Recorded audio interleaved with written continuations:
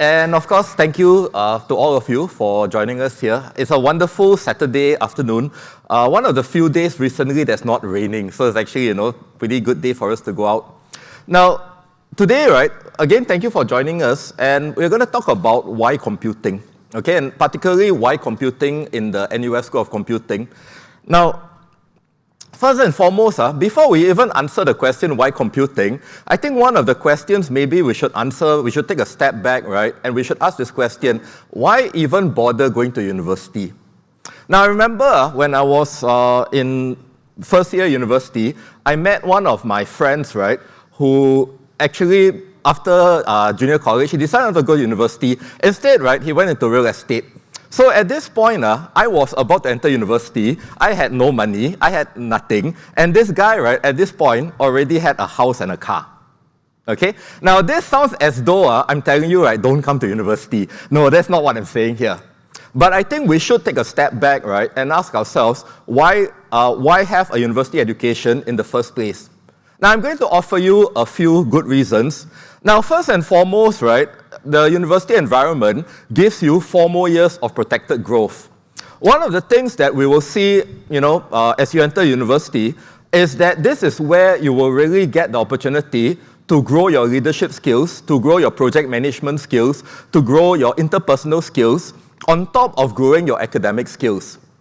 So in the polys and in the JCs, right, life is relatively sheltered, things are relatively structured for you. When you come to university, things become a lot less structured, you have a lot more freedom, but you also have a lot more responsibility. So one of the great reasons for coming to university is that it gives you these extra 4 years for you to grow into even better people. Now the second reason is, of course, the main reason why we come to university, to pick up job skills. Now, in the university, right, in the universities, our focus, as I was explaining, if you had come to my booth just now, our focus is always going to be on fundamental knowledge. Now, of course, hands-on is very, very important. We don't deny that. But the key problem with hands-on is that if you're going to have to do something, it is necessarily tied to a technology, it is necessarily tied to a language, it is necessarily tied to what we call a platform. Now, languages and frameworks and platforms, they go obsolete. When I was a student in the School of Computing many, many years ago, at that time it was called the Department of Information Systems and Computer Science, DISCS. When I was a student, my first programming language was Pascal. How many of you here have heard of Pascal? 1, 2. How many of you here have used Pascal in recent memory? How many of you here were born, other than the parents, were born when Pascal was relevant? Exactly. So Pascal, right, which I studied as my first programming language, is today practically non-existent. Out of a room of maybe, I guess, about 60 people here, only around 3 to 4 people have heard of it. Now, despite that, I have gone on to become an associate professor in the School of Computing. I have picked up many new languages along the way. I have learned a lot of new things along the way. And the reason I can do that is because the university grilled me very well in fundamentals. So since I was grilled well in fundamentals, I was able to translate whatever I learned into new languages, into new platforms, into new frameworks. Now the third thing, right, is that you pick up life skills. One of the things that students would encounter a lot in university is a lot of teamwork. And in a lot of our subjects, including the one that I teach, you can't choose your own team members. You are randomly assigned to teams. Now, we do tweak the teams in order to ensure that the teams are a good mix of local and international students, a good mix of male and female. The reason we do this is simply because the parents here would know when you work in the real world, there is no way you can choose your teammates. Now, the key issue that comes with this is that you end up with a mix of people with different personalities, different quirks, and you need to learn how to manage them, particularly if you happen to be the project leader. So you have to learn to manage them. Now, despite that, it is also a great time for networking and bonding. As I'm going to talk about later on, there's a lot more to life in the School of Computing than just simply academics. Later you will see there are opportunities to learn leadership through various student clubs and through other opportunities. Now there's a lot, all of this wrapped up, right? We can summarize this by saying that entering university is a great chance for you to accumulate an enormous amount of experience and an enormous amount of development. These are skills and experiences that are going to last you a lifetime. Okay, so these are great reasons, right, for entering university. Now that we have established why university education is important, let's talk about why NUS. Now, everyone who comes to my booth over in the hall over there, and anyone who comes and talk to me, I will always say to them, the Singapore government is never going to allow us to have a lousy national university. What that means, right, is that all of the universities are great. Whether you're talking about SUTD, or you're talking about SMU, you're talking about NTU, or you're talking about NUS, they're all great universities. But the question then, if they're all great universities, why NUS? Well, one of the nice things, of course, is that other people say that we are a great university. So, for example, in the Global Employability University Ranking Survey, NUS is ranked #1 in Asia and #8 in the world. Who's before #1? Nobody. All right? So we are ranked as the best university in Asia and the 8th best university in the world. So that is NUS as a whole. What about the School of Computing? Now, the School of Computing, right? Well, later on we'll talk about this. Now, let's just back up a bit and let's talk about why computing. So first and foremost, one of the things that is very exciting to everyone, including myself, is that we are really at a very unprecedented point in time. AI systems have grown so quickly that they are really automating lots and lots of things, and this automation is in turn giving us opportunities to push towards higher value products and to push towards higher value things that we can do. Okay? So that's the first thing. #1, right, we are in a very exciting point in time. #2, we cannot deny that computing is everywhere. The most obvious cases where computers exist, of course, is when we actually interact with them.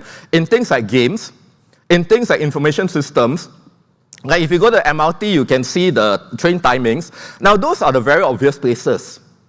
But places that are maybe a bit less obvious, for example, is things like our traffic light systems. Computing is behind the reason why we don't have massive jams on our roads. Now, if you have gone to watch a stage musical recently, and you are wowed by all the lights and effects, computing is behind all of those things. If you have flown in an airplane, and you were able to fly for many, many hours from Singapore all the way to the US, the reason why you could fly for so many hours and the reason why the pilots don't get extremely fatigued is because of computing, because of the computers that help the pilot to fly the plane. So, as we can see, right, computing, we interact with computing, and computing is important, not just in the various places where we obviously see a computer, but in just about every single aspect of life. Even when you have to do, for the parents here, if you have to do your laundry today, and your washing machine washes your clothes perfectly, it is because of computing. Because there is a computer in your washing machine that monitors everything and gives you a perfect wash. Now the next point, and this is something which is very satisfying, is that studying computing empowers us to solve real-world problems. If you had been here earlier, our Dean, Professor Tulika Mitra, she was talking about how in computing, we train you to take problems and to decompose them to little bits and to solve those bits and accomplish big things. And if you have ever built something that was very difficult to build, there's an enormous sense of satisfaction in that. But more importantly, because computing impacts so many aspects of life, it gives us an opportunity to really make a better world. Now, the other thing is that the skill sets that computing provides you are highly portable. And many people, right, move on from computing to many other industries. Now, one of the kind of a really cool thing that happened this morning was that this lady, right, she came up to me, and then she was like going, "Hi, Prof Colin, do you recognize me?" And I was like, "I think so, you look familiar." Then she said to me, right, "I was your student." And then she was bringing with me her son, who was about to enter national service. I'm like, wow, I'm about to teach the son of a student of mine, you know? And she told me, right, so I asked her, I said, "So what are you doing right now?" And she said, well, she of course started on a computing job, but now, right, she has actually transitioned to more of managing the finance aspects, right, of her company. So the reason why she can do that, of course, is because of the kind of skills, right, that we give you, where you are able to solve large problems systematically and effectively. And I think the last aspect of computing, of course, is that it is really fun. For myself, right, one of the main reason why I entered computing as a student was that I found great satisfaction in taking a problem and solving it and seeing it work. Now, even now, as a professor in the school, I am still solving little problems because it's fun. So for example, right, a couple of years back, you all know about blockchains, right? You all know about cryptocurrencies, right? So a couple of years back, I built my own blockchain and my own cryptocurrency from scratch because it was fun. And at the end, watching my cryptocurrency actually able to use it to pay from one person to another, and watching the balances go from one point to another, and watching it done securely, it was really something that was quite amazing. Now, it is not so much the technology aspect of it, although that's important, but it is the ability to solve such complex problems relatively easily. Okay, so this brings a lot of satisfaction. Now, why university? Why NUS? Why study computing? Why study computing in NUS? Again, right, we have great global recognition in the quality of our education. So, number one, it is a globally recognized top brand. Now, in the QS World University Rankings, we are ranked number 4 in the world. In the Times Higher Education Supplement, we are ranked number 1 in Asia, and because they measure things a bit different from QS, we are ranked number 13 in the world. Still not bad, okay? Still within the top 15. Now, and the reason for this is because first and foremost, we give you a very rigorous set of programs. If you go to our program booth over there, and you ask them to show you the curriculum, you are going to see that the curriculum offering covers every important aspect to make you an effective industry leader. And we cover it at a level of depth that helps you to build very strong fundamentals. Now, the third thing is we have passionate professors who are leaders in their various fields. If you go down to our hall there, and you speak to the professors there, many of them are well-known researchers, not just in Singapore, but well-known researchers globally. So you have these people who will be teaching all of you or your children. Now, the fourth point is, of course, we have an excellent track record with our employers. And later on, I will show you what I mean by this. Okay, so let's take a look now at the various degree programs that we have. Now, the first program I'm going to talk about is our computer science program. One of the key things, of course, is that if you look at these 6 programs, right, computing is driving each one of them. Okay, obviously. Now, the computer science program, this is our so-called hardcore program, where we solve real-world problems using software and algorithms. Okay? So it is something that is somewhat software-focused, and it is somewhat focused on doing things well, doing things efficiently. Now, some of the things that you will learn includes things like the principles and practices of computing. How do you apply computing to solve problems effectively? A second key thing that you will learn is software engineering. Now, when we think about a computer system, there is a real danger of thinking about the computer system as being merely what we see. So, for example, how many here, right, use ChatGPT? Okay, very good. Don't worry, don't need to be shy. If you use ChatGPT, right, it's fine. I encourage my students to do it. Now, if you use ChatGPT, what do you see? You see this interface where you can type in your question, you press enter, and then it produces an answer. Now, the danger, right, is that we very often think of that as the full system. But what we do not see is that behind this system are a huge number of interconnected systems that we call servers that these algorithms or these programs have to run on. And the programs themselves are non-trivial because what we call the large language models that give you the answer, they are just one small aspect of the whole system. You need, for example, a way to store information that this large language model requires. You need a way of being able to interact with the user efficiently no matter where the person is in the world.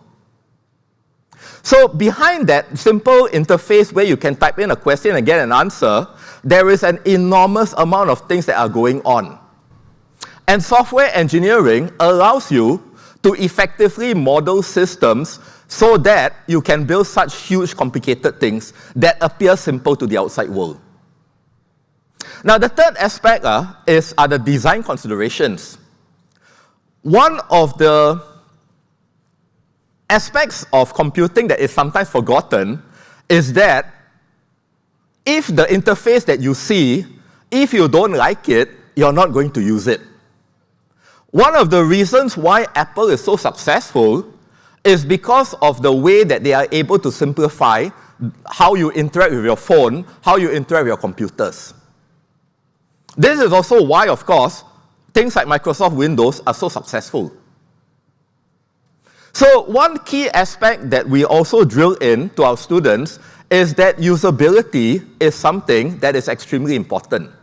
The design considerations behind how we build everything.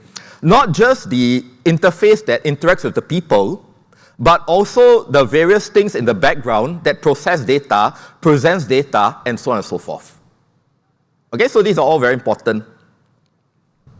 Now, there are 10 focus areas in computer science. I won't run through them, but the key thing is you can see here, right, that it is very much driven, it's very much software driven.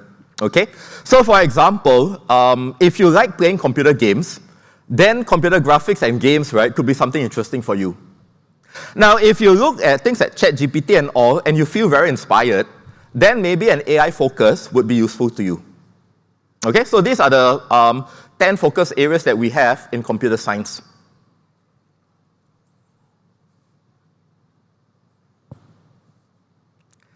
Okay, now, the other cool thing about the computer science program is this thing called the Turing program. So the Turing program, if you are interested in doing computer science research, and as you just saw, right, there are 10 focus areas. Now, each of those 10 focus areas, you can actually do quite a lot of research in all of them. Now, if you're interested in a research track, right, there is this thing called the Turing program, and it is really very suited for students who are very keen on solving technically complex problems. So in this program, you will work with professors, right, to learn how to do good research. Okay, so it's called the Turing program. Now let's go on to our AI program. This is something that today is very hot, very popular. Now what does the AI program offer you? It allows you to solve real-world problems using AI tools, and of course, right, to advance the field of AI through machine learning techniques. Okay? So the key thing here is that in this program, you get the foundations to not only use AI tools, but to advance the field of AI itself. Now, one of the very common questions that I get, and all of us get, and actually our dean just got a question just now, was, with AI taking over everything, what's the point of studying computing? Right? I mean, today already, computing is already making coding so much easier. And I admit, today, right, I do a lot of my coding using Cursor. Okay, our dean just now was saying she was using the one that by OpenAI, Codex. For myself, right, I'm using Cursor. So the question now is, why bother doing computing when the AI will do everything? But the key thing is this, computing is way more than coding. That's why our theme of our open house is more than code. Computing is really about taking large problems and breaking it down and being able to solve these problems, not just with software, but also various hardware, various networking aspects, security aspects, and all of this stuff, right, is part of computing. It is not just coding. But the more relevant to what I'm about to talk about today is, of course, AI is going to evolve. But who are the people who are evolving AI? Is it going to be the bankers? Maybe, in terms of money. Is it going to be the business people? Maybe, in terms of management. Is it going to be the mechanical engineers? Maybe. But who are the ones, right, who are really going to conduct the research? Who are the ones who are really going to build these new AI systems and improve them? It is going to be the computing people. Because at the heart of AI is computing. So we have this degree program, which is our AI program. And here, right, what you're going to learn is first and foremost the foundations of AI. So we learn about the mathematics behind AI. We learn about the various techniques of AI, like deep learning and machine learning and gradient descent, okay, all these various things. And then from there, we are then able to build and develop and evaluate AI systems. But one of the key aspects that we tend to forget also is in terms of AI governance and responsible and ethical AI. So this program, right, is a very comprehensive program that drills you on the fundamental mathematics of AI and also all of the important techniques that you need to advance the field of AI. All right? Yeah, so these are your AI foundations. You're going to learn about like knowledge discovery methods, intelligent robots, 3D vision, algorithmic mechanism design, and so on and so forth. So these are some of the key things that you will learn in the AI program.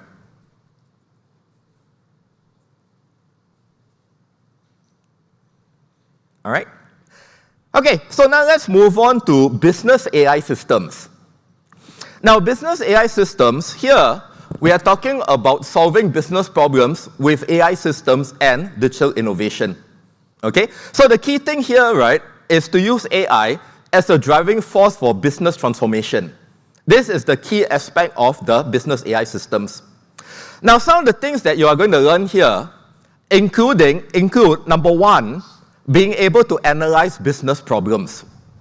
So the business AI course is different from the earlier AI course in that the focus here is going to be on businesses.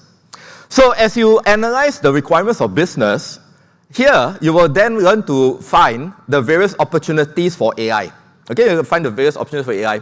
Now from here, right, you will also go on to learn how to design and build full stack AI systems, meaning not just the AI algorithms, but the servers they run on, the networks that allow them to communicate, and the interfaces that allow the world to interact with the AI systems. So you're going to learn the full stack from beginning to end of how to build AI systems for businesses. Okay, so this is the key point of this course. Now, there are three specializations here. Now, the first one, right, is on AI governance and management, how AI can be, the rules surrounding AI as well as how they can be used, and also, right, digital product and platform management, which is essentially how do we deploy AI systems to support businesses. And lastly, something that is very popular, fintech, okay, financial technologies. How do we use AI to drive financial systems? Now, These are some of the various companies that can use our graduates, people like Singtel, GovTech, and so on and so forth. And these are also places where the students may, for example, be able to find internship opportunities. All right? Now, from here, we have our business analytics program. Now, the key aim of the business analytics program is to solve business problems with data, models, and tools. Okay, that's the key aim of this program. And analytics is really the engine of decision-making in businesses. One of the interesting things I read in the past, right, was that apparently people who live in the eastern part of Singapore prefer one brand of shampoos, and people who live on the western end apparently prefer a different brand of shampoos. And the reason they found that out was that they gathered the data and they analyzed it and they realized that. That was something I never knew. Okay, I saw that on the bus advertisement. Now, other aspects also is if, for example, you run a transportation fleet, right?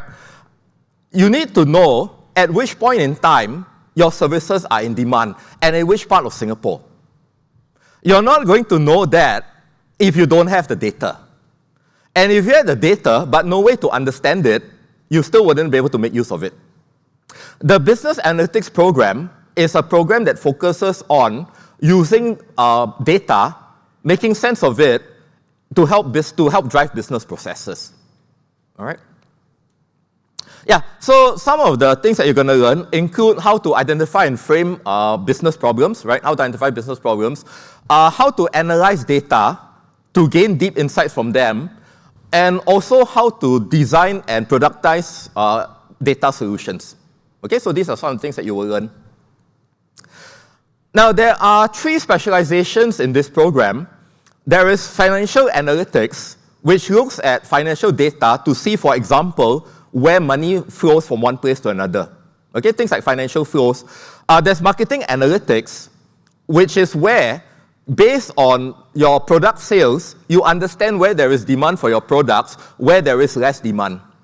And of course, there is machine learning-based analytics, where we use AI, right, to do a lot of the analysis. Okay? Yeah, so these are some of the companies that are involved, that you can work for or get internships with. Now let's look at the next program, which is computer engineering. This one, we actually get quite a lot of inquiries about this. Now, computer engineering aims to solve real-world problems with hardware and software. So the key difference about this program is that it integrates both the study of hardware design and software design. Now, this program, right, is offered jointly with the College of Design and Engineering. So if you go to the CDE booths, you will see a computer engineering booth there. That program is exactly the same as the computer engineering program that's here. It is run 50-50 by both schools. Okay, it's run 50-50 by both schools. Now, what will you learn? So first and foremost, right, what is kind of unique in this program is that it is the only program offered by the School of Computing where you will learn how to actually design and build hardware. You will actually learn electronics. Okay, so if you are someone, right, who loves devices, loves to fiddle with things, then this is actually a great program for you. Now, you also learn how to control devices.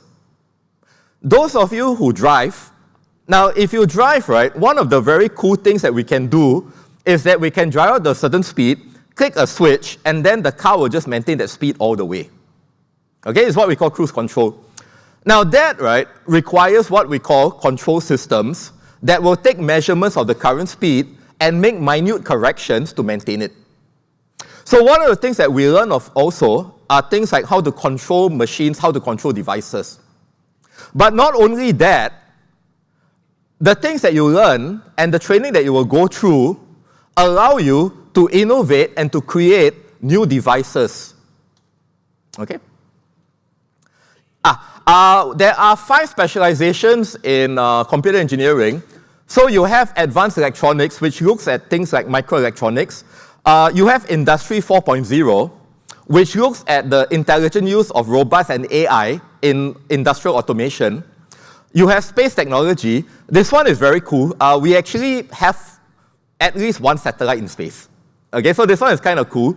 So space technology, right, we look at the electronics and the computing behind things like satellite systems, robotics. Now, robotics, you will work together with mechanical engineers to build very cool robots. Now, the last one, right, is the Internet of Things. This is something more to do with pervasive computing, where you have sensors that are placed everywhere, able to collect data, make intelligent decisions, and then, right, able to change the environment in some way, perhaps, for example, by controlling the aircon or the lights. Okay, so this is IoT. Now, the computer engineering program also has an integrated project course. In the 4th year, there is something called the Computer Engineering Capstone Project, where you will integrate everything you've learned over 4 years, and then, right, build a pretty cool project. So over here, this is a project I think, oops, sorry. Yeah, so this project here, right, is a project to help people to walk. Okay, so people have some limb dysfunction, right? This is a project to help them to walk. The other projects that students may do here, one of the cool things that our students are doing, right, was actually a laser tag project. Okay, so there are actually some cool stuff that you will be doing as part of your capstone project. Okay, so let's look at our last degree program, which is information security. Now, today, wars, right, are not just fought conventionally, right? They're not just fought conventionally. Today, attacks can come to critical infrastructure.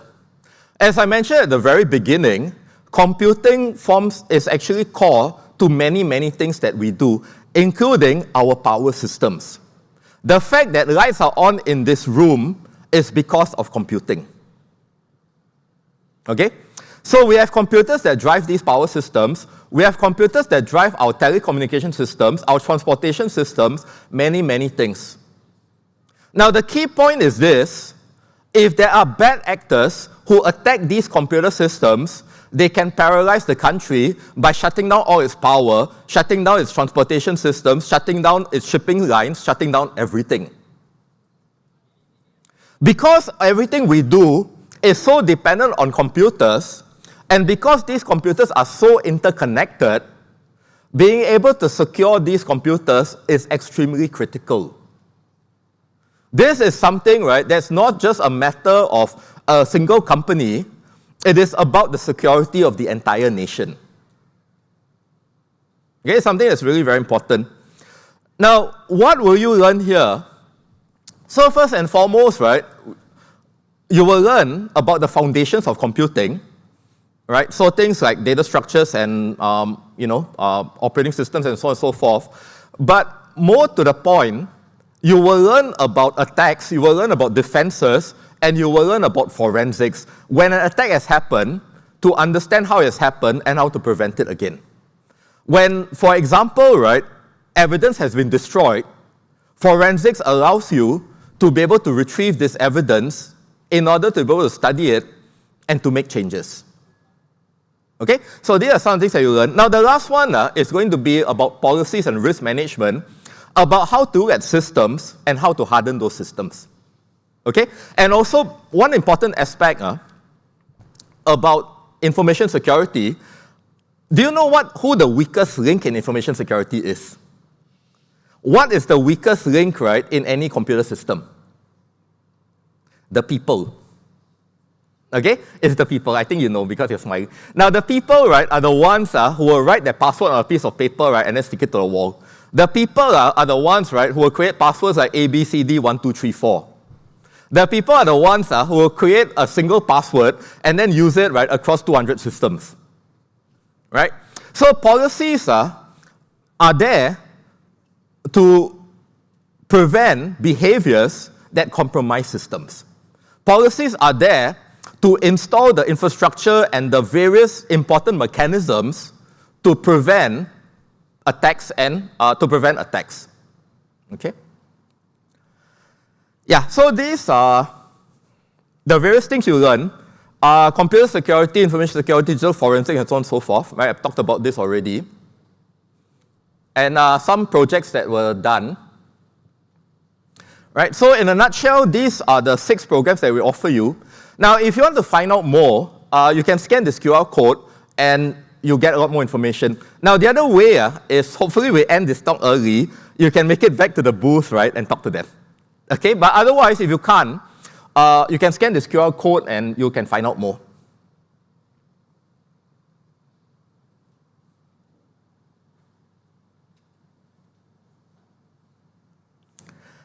Okay, now we are also very excited to announce this new degree program, which is Bachelor of Science in Geospatial Intelligence.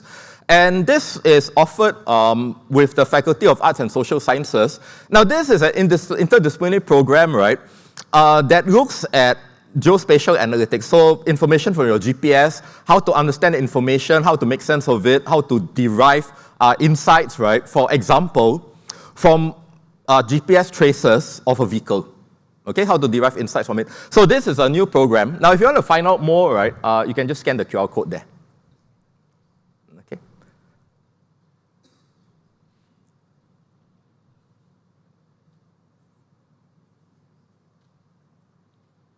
Thank you.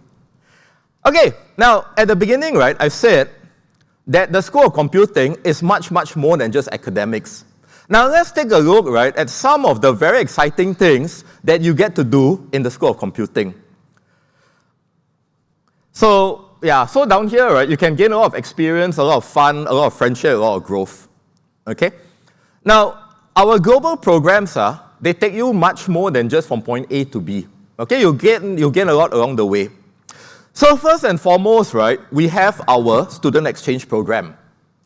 Now, the student exchange program lasts for 1 to 2 semesters, and you will go to study in partner universities in places like Europe, the US, China, or India, and many other places.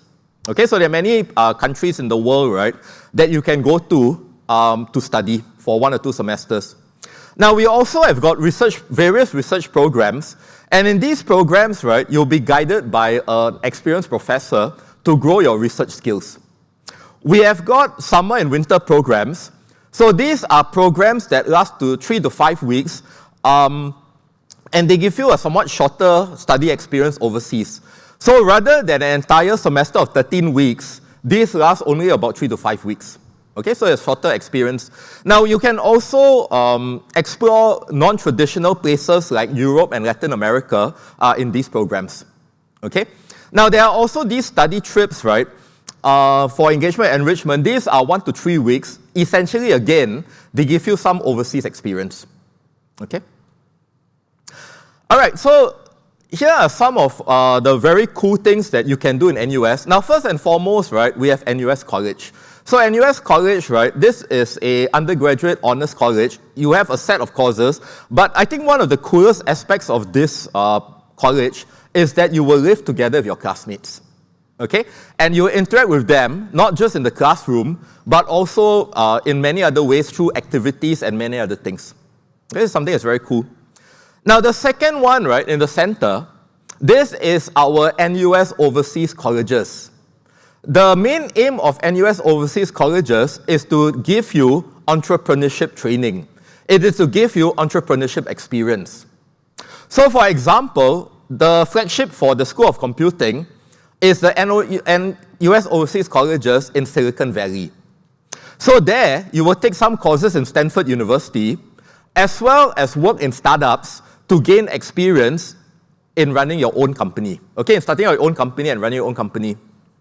Now, locally, we also have got student leadership programs that help to develop leadership skills and help to train the next generation of leaders. Okay, so these are various things that we do. Now, for internships, today, right, more and more, internships are very important, and internships in the School of Computing are compulsory. Okay? Now, there are 3 types of internships that you can earn credits on. So the first is the student internship program, which is 3 months long and takes place during your vacation. Now, the second is the Advanced Technology Attachment Program. This is 6 months long. It overlaps both your vacation and your semester time. Okay? So during semester time, right, you will be working in a company, and there are a small set of courses that you might be able to take so that you still can study at the same time. Okay, there will be a small set of courses you can take. Now the last one, right, is the Digital Transformation Leadership Program. This program is only available to the business analytics and the business AI system students. And here, right, this is really more about how to use technology to transform businesses. Okay, so that's what this internship is about. Now, we have partnerships with many people. One of the things we get asked, of course, is where can we go for internships? So we have partnerships with people at HDB, we have partnerships with people at TikTok, people at Jane Street, and so on and so forth. So there is actually an exciting range of people that you can work with. Okay, it's actually an exciting range of people. Now, we are also very excited to announce our Computing Innovators program. This is a new program that is starting up this year, and its aim is to promote innovation amongst our students. So there will be a set of specialized courses that these students are going to take, and there is also going to be some residential experience. Meaning, right, that in some of the courses, or in some part of this program, the students will stay together and they will work together. Okay, there will be aspects of that. Now, the key point of this program, right, is really to be able to learn how to solve problems innovatively and to design, for example, solutions to open-ended problems. Okay? And other things that will be covered include things like ethical awareness of innovation. Okay, so these are various things that will be covered in the Computing Innovators program. Now, a question that was asked in an earlier talk, right, is how many students are we going to take? Now, for the first run, it's going to be a very small number. Okay? Now, the second thing, of course, is how do you apply for it? If you apply to any of the 6 School of Computing programs and you are accepted, you will receive an email invitation to apply for this.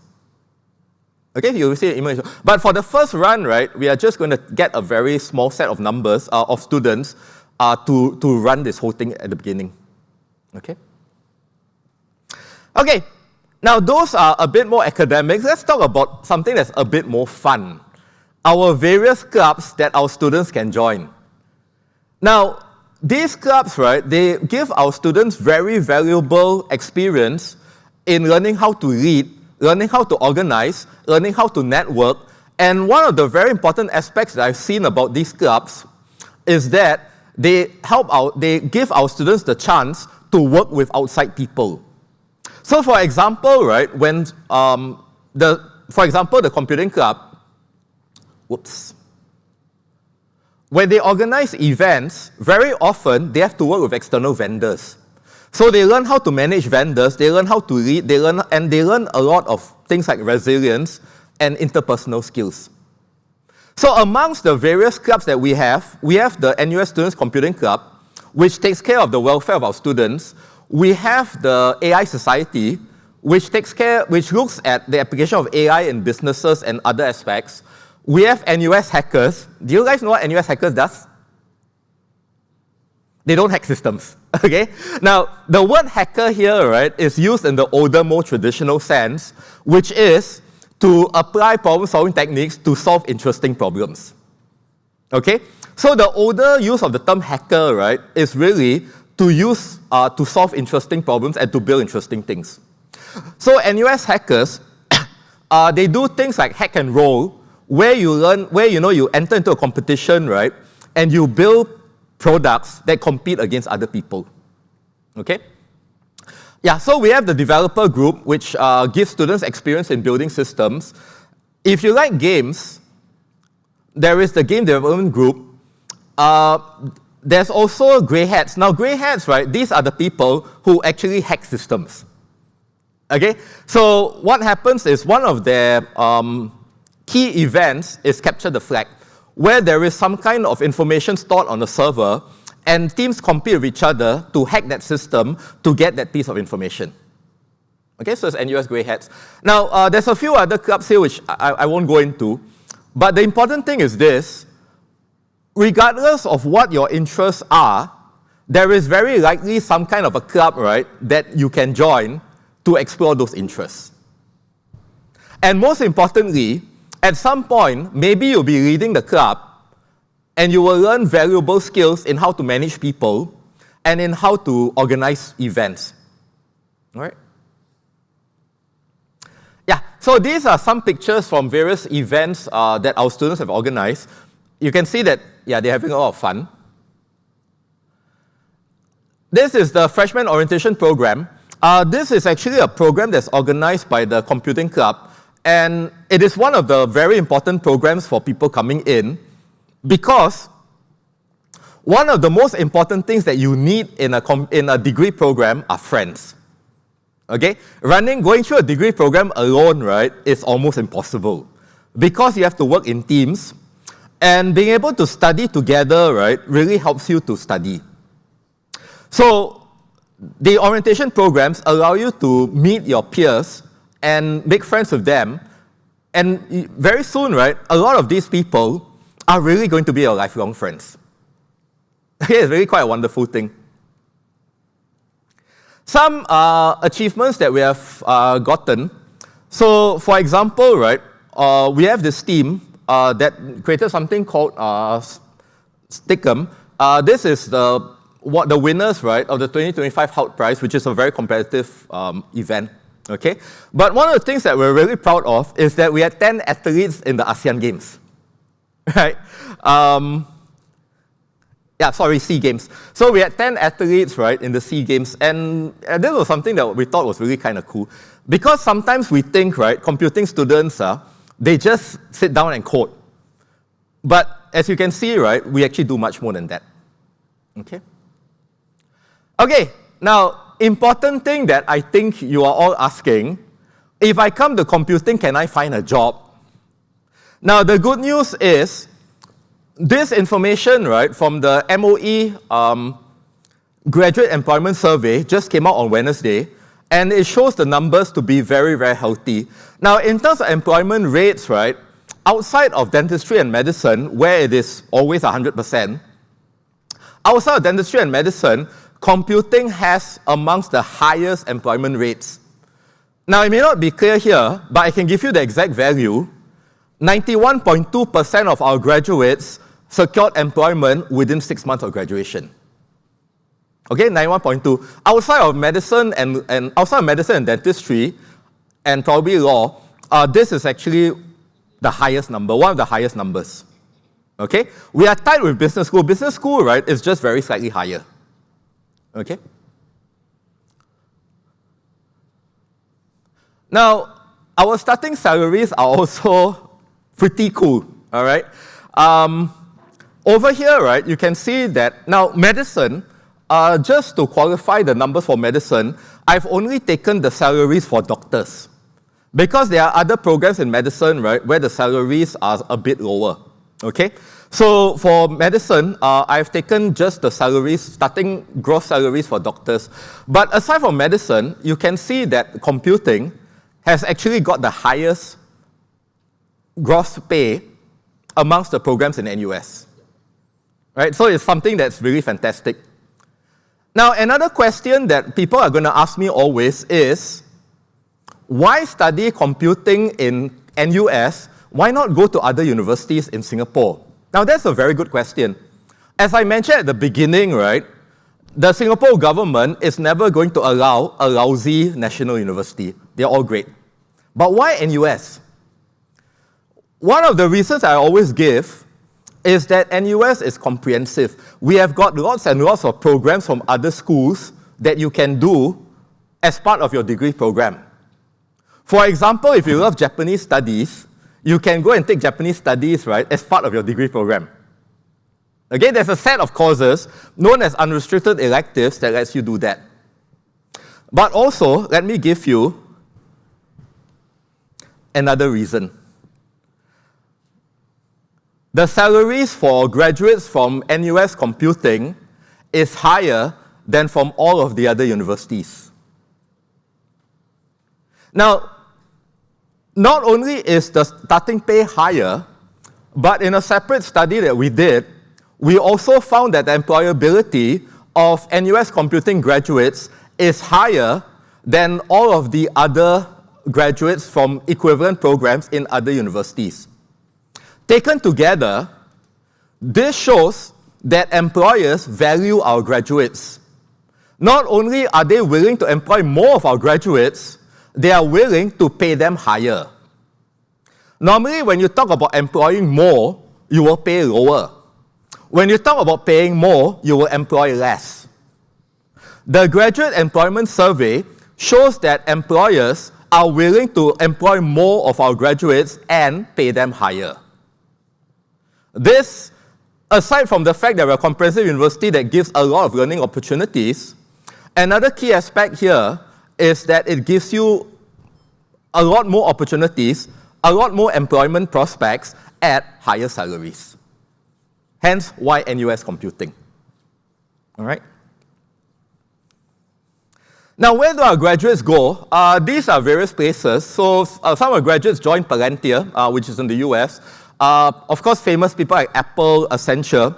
Now, one of the very key things that I want to talk about is that part of the doom and gloom around computing is all of the news that we see in the past months about big tech firing people.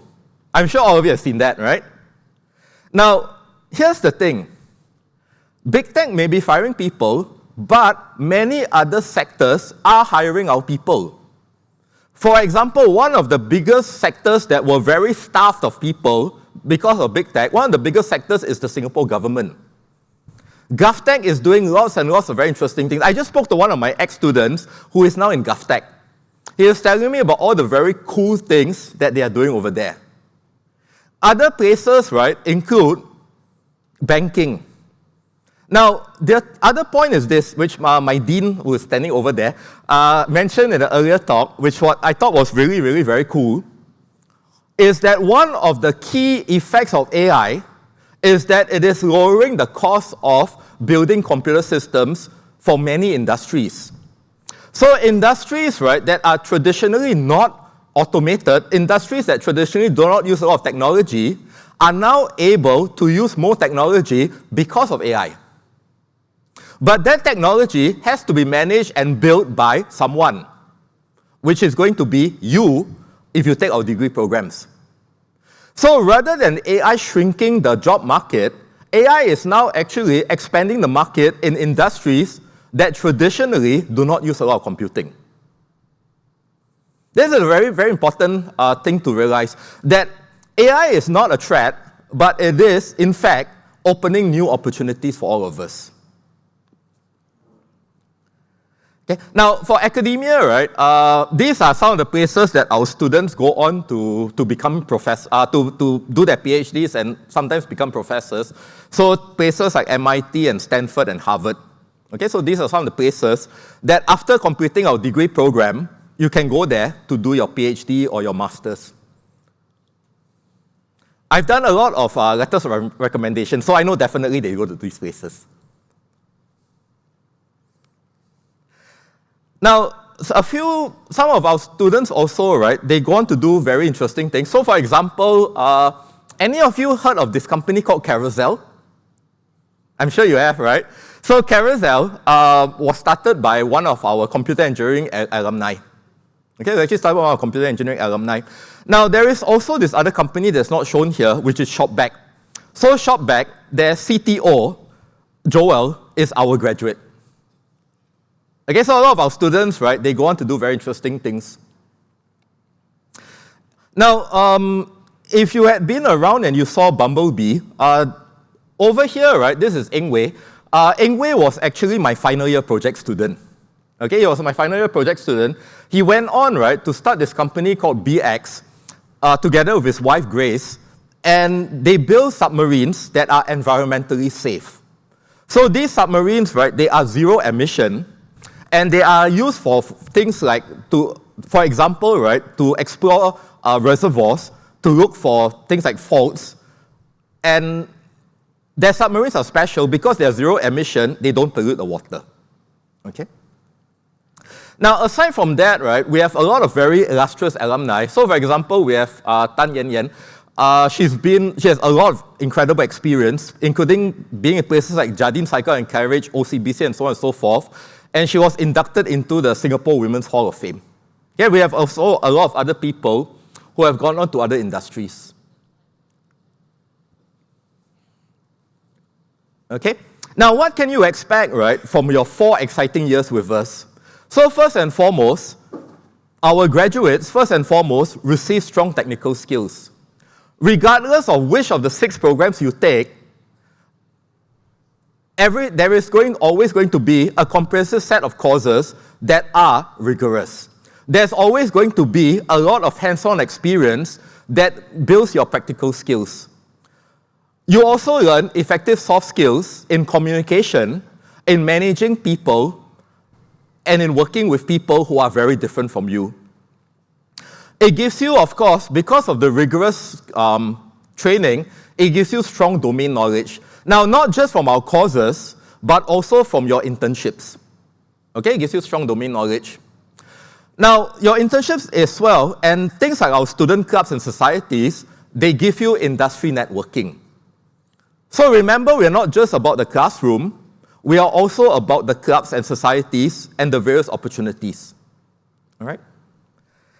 Now, of course, right, we want to ready you for an AI future, and Minister Josephine Teo rather, she mentioned a couple of days ago that the Singapore government wants to train or wants to have at least 100,000 people who are comfortable with AI. Okay, 100,000 people, right, who are AI bilingual, who are able to use AI effectively in their work. And to this end, we have recognized that it is very, very important for our students to be familiar and comfortable with AI tools right from the very beginning. And I believe yesterday, we announced a new collaboration with OpenAI. So OpenAI will allow us to use their industrial strength tools. And as our students use these things, they learn about the various limitations, they learn about the various quirks, the various things that they need to do in order to use these tools properly. So that when they go out to work, they can immediately make use of AI to be effective software engineers, effective computer engineers, effective data analysts, effective whatever they wish to do. Okay? Now, not only do we have this collaboration, but in many of our courses, we are now modifying our courses to incorporate aspects of AI. For example, in the operating systems course that I teach, we are modifying the labs. At the moment, right, we have a flexible AI policy that says you can use AI in any way you want, but make sure you know what you're doing. So to test that they know what they are doing, they actually have to do an oral presentation. Now, in that oral presentation of their work, we ask them questions, and we tell them right from the outset, if you cannot answer my questions, you will get 0 for the whole thing. So this allows the students to use AI, it allows them to come up with their solutions, but it also forces them to understand the solutions. Okay, which is something that's very important. Okay, so that's all I have for you today. Thank you very much for being here, and my apologies for running a little over time. I'm very, very happy to take questions from you.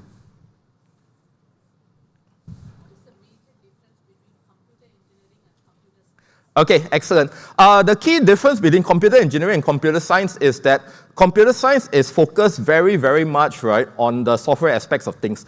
And one of the clearest differences that you can see is in their focus areas and specializations. So if you look at the focus areas for computer science, it is things like algorithms, database systems, networking, multimedia, computer graphics, and gaming. So these, right, they're all very software aspects of things. Very, very important things, but very software aspects. The computer engineering program is a marriage between hardware and software. And because it is a marriage between hardware and software, between electronics and software, it is jointly offered by the School of Computing and the College of Design and Engineering, right? And the big thing about the computer engineering program is that it teaches you, for example, how to design, how to build and devices, and not just the devices, right, but the full stack, right, to communicate with computers, to communicate with backends, to drive AI solutions and things like that, and to get the response from the AI systems, right, and to actually be able to, what we call actuate, to do something to change the environment. So that's the key difference between the two programs. Yeah.